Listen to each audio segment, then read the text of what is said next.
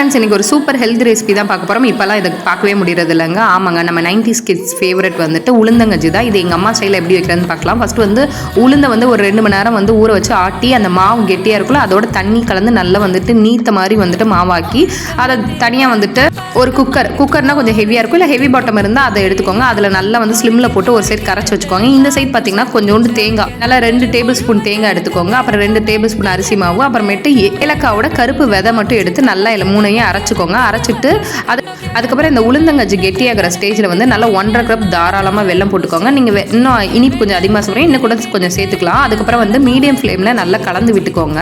அதுக்கப்புறம் வெல்லம் நல்லா கரைஞ்சதுக்கப்புறம் நம்ம அரைச்சி வச்சுருக்கோம் இல்லையா, அந்த தேங்காய் அரிசி மாவு வெள்ளுதை போட்டுட்டு நல்லா எல்லாத்தையும் ஒன்றுபட கலந்து விட்டு கொஞ்சம் கலந்து விட்டுக்கிட்டே இருக்கணுங்க. கலந்து விட நேரம் தான் நல்லா வந்துட்டு கெட்டியாகணும். கெட்டியாகி அந்த பச்சை வடை, உளுந்தோட பச்சை வடை போகும்போது ஆஃப் பண்ணிடுங்க. சூப்பர் ரெசிபிங்க. இதை டின்னருக்கு பிரேக்ஃபாஸ்ட்டுக்கு எதுக்கு வேணால் எடுத்துக்கலாம்.